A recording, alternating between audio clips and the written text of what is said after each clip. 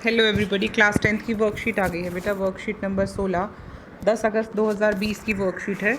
आज इस वर्कशीट में हम पढ़ने वाले हैं, नया चैप्टर शुरू करने वाले हैं। चैप्टर का नाम है इलेक्ट्रिसिटी।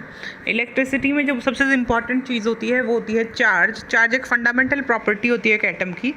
जो एटम होता है उसमें 3 चीज़ें होती हैं बेटा, इलेक्ट्रॉन्स, प्रोटॉन्स और न्यूट्रॉन्स। हमें पता है कि इलेक्ट्रॉन्स और प्रोटॉन्स जो होते हैं, न्यूट्रॉन्स और प्रोटॉन्स जो होते हैं वो अंदर न्यूक्लियस के अंदर होते हैं, और इलेक्ट्रॉन्स जो होते हैं वो बाहर रोटेट कर रहे होते हैं। तो electric charge is the property of the matter that causes it to experience force. ये होती है इसकी डेफिनेशन। यानी कि अगर आपसे कोई पूछा जाए what is an electric charge वो प्रॉपर्टी है मैटर की जिसके कारण वो फोर्स महसूस करता है। अगर वो कैसा फोर्स महसूस करता है, देखिए चार्ज 2 तरह का हो सकता है, या तो पॉजिटिव हो सकता है या फिर नेगेटिव हो सकता है। दोनों तरह का चार्ज हो सकता है। Like charges repel each other, यानी कि नेगेटिव पास नहीं आएंगे, पॉजिटिव पास नहीं आएंगे। यानी कि दोनों अगर सेम लाइक होंगे, लाइक चार्जेस रिपेल, यानी कि सेम होंगे, लाइक मतलब सेम होंगे तो रिपेल करेंगे, दूर जाएंगे। और अगर अलग अलग होंगे, डिफरेंट होंगे तो दे अट्रैक्ट ईच अदर, वो एक दूसरे की तरफ आएंगे। नेक्स्ट कूलम होती है SI यूनिट ऑफ चार्ज। अगर कोई आपसे पूछे कि आप लंबाई किस में नापते हैं, मीटर में नापते हैं। अगर आप वजन किस में नापते हैं, kg में, किलोग्राम में नापते हैं।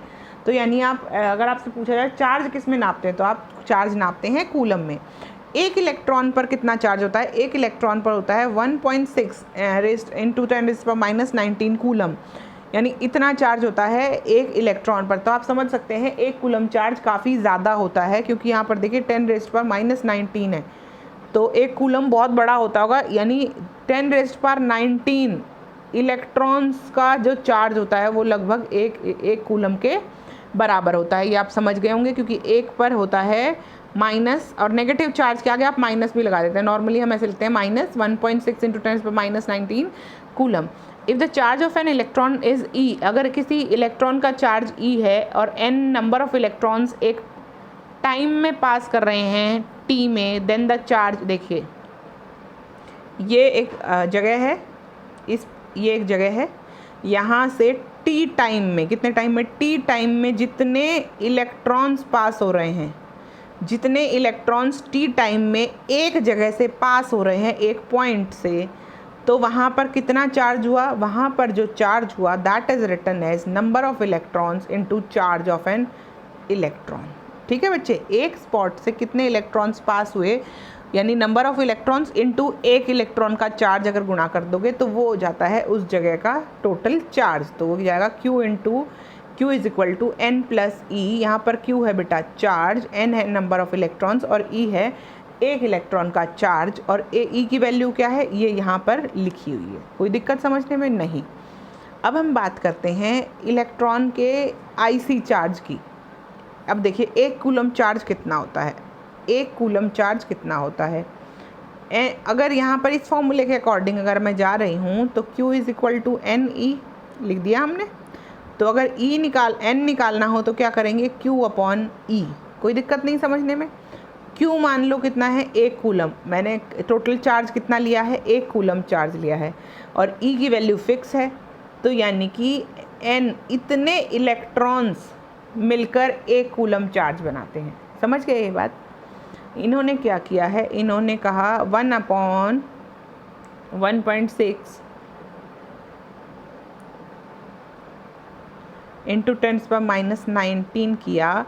ये किस लिए किया? ये इसलिए किया कि हम ये निकाल सकें कि कितने नंबर ऑफ इलेक्ट्रॉन्स में 1 कूलम चार्ज होता है। कितने नंबर ऑफ इलेक्ट्रॉन्स लेंगे तो उनका चार्ज मिलकर 1 कूलम हो जाएगा। तो वो संख्या आई 6.25 × 10⁻18 इलेक्ट्रॉन। इतने इलेक्ट्रॉनों का चार्ज अगर मिलाया जाए तो 1 कूलम चार्ज बन जाता है। चलिए आगे चलते हैं। नेक्स्ट कहता है, एक्सरसाइज आ गई, पहले इधर वाली साइड पढ़ लेते हैं। ये साइड क्या कह रही है बच्चे?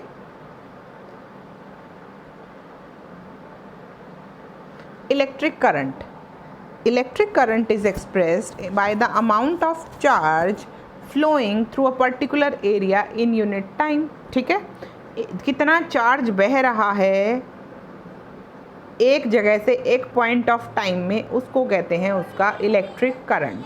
ठीक है बच्चे, amount of charge flowing through a particular area in a unit time, यानी rate of flow of electric charges. Rate of flow of electric charges is called electric current. Next, अगर नेट चार्ज Q है और flow कितना है, इतने electron, इतना charge flow हो गया, हमने चार्ज निकालना सीख लिया ना, Q कैसे निकाला था, N इंटू E करके। और अगर Q अपॉन T कर दोगे, Q अपॉन T कर दोगे तो क्या आ जाएगा, करंट I आ जाएगा। Q है चार्ज, चार्ज कैसे निकाला था, N था number of electrons into charge of 1 electron, ये हमने Q निकाला था बच्चे। अगर Q को T से डिवाइड कर दोगे, यानी इतने टाइम में इतना चार्ज फ्लो करता है, उसको कहते हैं करंट। क्या कहते हैं, करंट। यानी एक यूनिट ऑफ टाइम में, एक सेकंड में जितना चार्ज या एक घंटे में जितना चार्ज फ्लो कर रहा है एक जगह से, उसको कहते हैं वहाँ का करंट। ठीक है बच्चे, नेक्स्ट करते हैं। यूनिट की जो इलेक्ट्रिक करंट की जो यूनिट है वो कहलाती है एम्पियर। एम्पियर का नाम एम्पियर क्यों पड़ा, एम्पियर का नाम एम्पियर इसलिए पड़ा क्योंकि French scientist André Marie Ampère था, उन्होंने इसकी इलेक्ट्रिक करंट की यूनिट बनाई थी। एक एम्पियर क्या होता है, एक एम्पियर होता है flow of 1 coulomb of charge in 1 second. 1 coulomb charge 1 second में जो फ्लो करता है उसको कहते हैं 1 एम्पियर।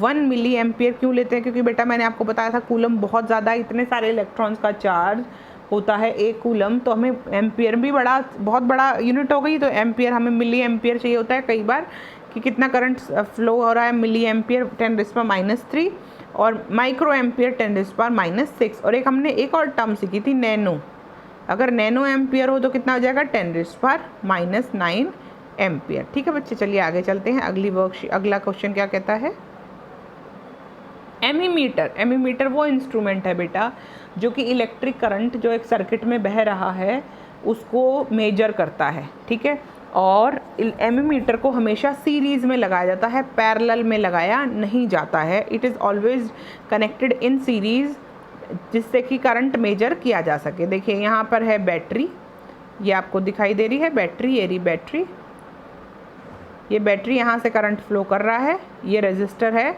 और ये है आपका एमीमीटर। ठीक है बच्चे, ये के मतलब होता है बटन, की, ये स्विच ऑन स्विच ऑफ करने के लिए होता है। ठीक है बच्चे, अब चलते हैं आगे। Direction of flow of electric current in a circuit. Positive terminal से, देखिए ये वाली बैटरी की तरफ देखिए, डायरेक्शन ऑफ फ्लो क्या होगा, यहाँ पॉजिटिव जो है ना, जो जहाँ पॉजिटिव साइड है बैटरी की, वहाँ से इलेक्ट्रॉन वो करंट फ्लो करना शुरू करता है, उससे अपोजिट साइड में और नेगेटिव की तरफ आता है। ये बात समझ गए आप। यानी कि अगर मैंने ऐसे बैटरी बनाई है, ये बैटरी है, तो ये बड़ा वाला निशान जिस तरफ है वहाँ पॉजिटिव साइड है और करंट किस तरफ फ्लो करेगा, इस तरफ। ठीक है बच्चे, चलिए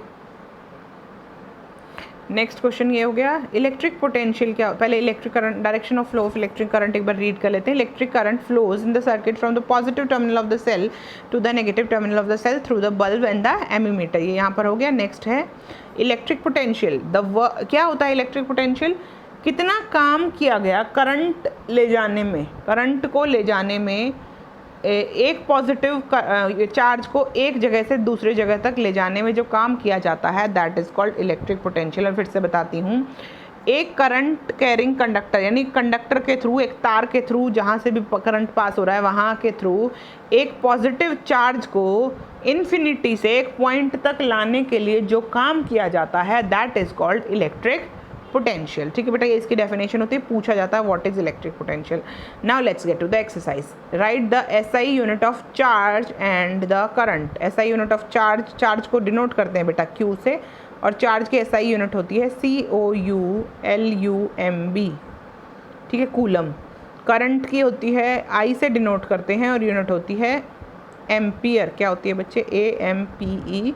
और क्यों होती है एम्पियर, क्योंकि एक साइंटिस्ट जिन्होंने इसकी यूनिट बनाई थी उनका नाम था एम्पियर। नेक्स्ट, एक करंट बह रहा है 0.5 A drawn by the filament of an electric bulb for 10 minutes. I will write it down and solve it on the white board for you. Current है बेटा, करंट है यानी कि आई दिया हुआ है आपको, है ना, I is equal to 0.5 ampere.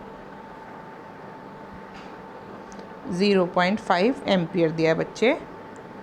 Find the amount of electric charge. Charge हमें निकालना है और टाइम भी दिया है। टाइम कितना दिया है बच्चे, 10 मिनट्स। टाइम क्या दिया है, 10 मिनट्स। फॉर्मूला कौन सा लगेगा आप बताओ।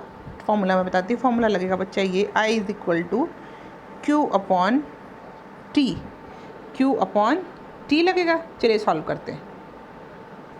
चलिए बच्चे सॉल्व करते हैं। हमसे क्वेश्चन कहा गया था कि एक करंट बह रहा है, one current is flowing of 0.5 ampere, 0.5 ampere current flow कर रहा है और टाइम दिया था 10 मिनट के लिए फ्लो कर रहा है एक फिलामेंट से। तो क्या चार्ज है? 10 मिनट्स को पहले बेटा सेकेंड्स में कन्वर्ट करेंगे, क्योंकि जो SI यूनिट होती है टाइम की वो क्या होती है, सेकेंड्स होती है। तो 10 इंटू 60 यानी कि 600 सेकेंड्स हो गया, है ना, 600 सेकेंड्स हो गया। अब हमें निकालना है Q, और फॉर्मूला मैंने आपको क्या बताया था, I is equal to Q upon T। T को यहाँ ले आएंगे तो ये हो जाएगा I into T is equal to Q। ठीक है बच्चे, Q हमें निकालना है, I इंटू टी हमारे पास है 0.5 इंटू 600 यानी कि हो जाएगा, ये हो जाएगा 3000, और यहाँ पे आ जाएगा पॉइंट, तो ये हो जाएगा 300। और Q की यूनिट यानी कि चार्ज की SI यूनिट क्या होती है, कूलम। क्या होती है, कूलम। एम्पियर पर सेकंड में नापते हैं इसको, एम्पियर सेकंड में। तो ये हो जाएगा 300 कूलम। तो आपका आंसर जो होगा इस क्वेश्चन का वो होगा 300 कूलम। आई होप आपको समझ में आया होगा। जितनी भी आज की वर्कशीट्स हैं उनके लिंक डिस्क्रिप्शन बॉक्स में दे दिए गए हैं। 9th के दोनों वर्कशीट्स के, 10th की दोनों वर्कशीट्स के, और 6 to 8 की आज एक ही वर्कशीट आई है सिर्फ इंग्लिश मीडियम की। उसके लिंक्स आपको डिस्क्रिप्शन बॉक्स में दे दिए गए हैं। अगर आपने चैनल को सब्सक्राइब नहीं किया है तो प्लीज़ सब्सक्राइब कर लीजिए। I hope I am able to help you. In case of any query please do comment. So let's meet tomorrow in the next worksheet.